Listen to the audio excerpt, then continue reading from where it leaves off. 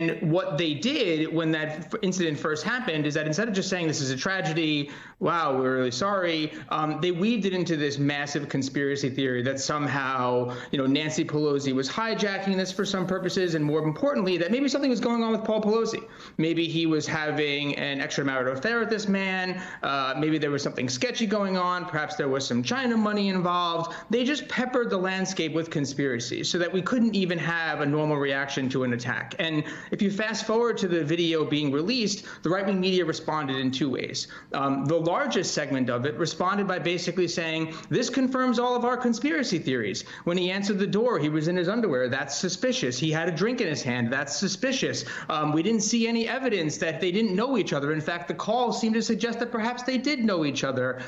So they just doubled down. And I think that illustrates the danger here. And then a subset of it, some parts of Fox News and some parts of the right-wing media sort of did what they did with the birther conspiracy and said, well, and this gets back to the clip that you were saying about playing about Jim Jordan. They said, gee, they sure took a long time to release this footage. Do you think they were trying to force us to have all this conjecture? They're the ones that created and fomented these conspiracy theories by withholding all of this information because they knew then it would create this doubt and feed the landscape with conspiracies, which would then allow them to come in and take some kind of control. And therefore, you should not trust the powers that be, law enforcement. Somebody was doing that to kind of set us all up. And I think that just illustrates where we're going here, which is that we can't even agree on something as clear-cut and awful as what happened in a black and white video.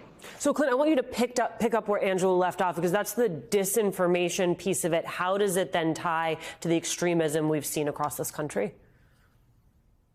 Yeah, I think consistently, Alicia, what we've seen over the last 5 to 6 years is people that consume information out in social media, out in the open.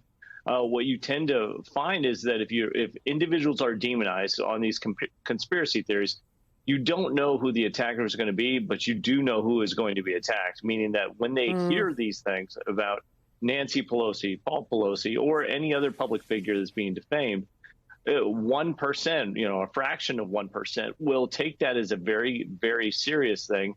And they will then undertake violence or undertake an attack, or like we're seeing here in this video, go and try and seek those people out and cause them physical harm. And that's really where the extremism has gone over the last five to 6 years, is that it's become what we call stochastic. It is based on mediated sort of targeting of individuals, talking about them in terms of conspiracies, but those conspiracies result in the more people hear it, the more they tend to believe it, and the more a fraction of those people tend to believe it, they want to take action.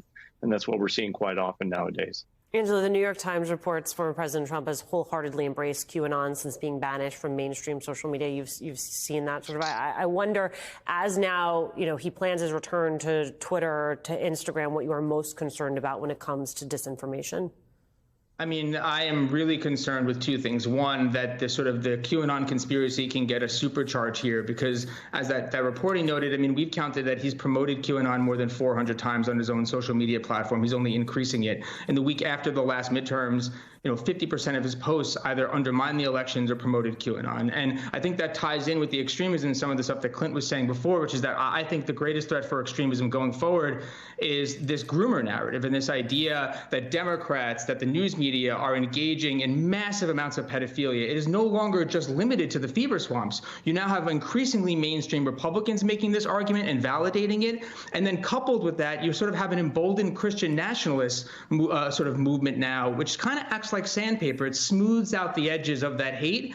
And I think that conspiracy alone, once Trump gets involved and starts to add more fuel to that fire because it validates the QAnon thing, it takes something that was on the fringes and moves it closer to the center of power. I think it creates all the conditions that intensify a climate for attacks, a climate for violence, and it's all going to be enabled by the right-wing media and in particular by this action, which is going to give him a whole new set of reach.